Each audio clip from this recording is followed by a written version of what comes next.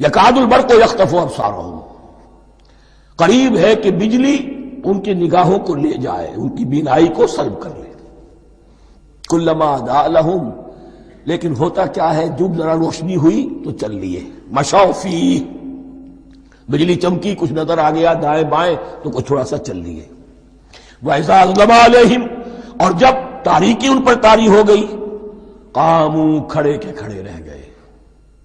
یہ نقشہ ہے ان کا کہ ایک طرف بارش ہو رہی ہے، قرآن مجید ہے، آسمان سے نازل ہو رہا ہے، یہ ماہ مبارکہ ہے، یہ کتاب مبارکن ہے، لیکن یہ کہ اس کے ساتھ کڑکے ہیں، گرج ہے، کفر سے مقابلہ ہے، کفر کی طرف سے دھمکیاں ہیں، اندیشے ہیں، خطرات ہیں، امتحانات ہیں، آزمائشیں ہیں۔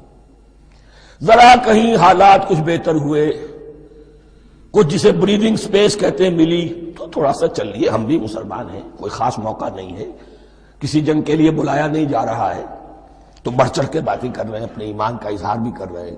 جیسے ہی کوئی آزمائش آئی، قاموا، ٹھٹک کر کھڑے کے کھڑے رہ گئے۔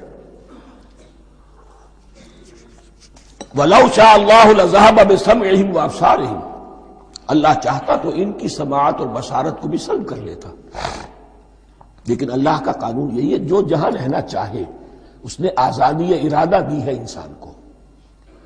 تم اگر مومن صادق بن کر رہنا چاہتے ہو، اس کو آسان کر دے گا تمہارے لیے۔ تم نے اپنے تعصب کی وجہ سے، اپنے تکبر کی وجہ سے کفر کا راستہ اختیار کیا، اللہ اسی کو کھول دے گا۔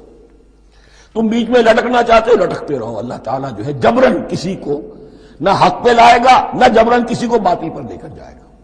اس لیے کہ جبر اگر ہو تو پھر امتحان کا معاملہ ختم، پھر جزا و سزا بیکار ہے، غیر منطقی ہے، غیر معقول ہے۔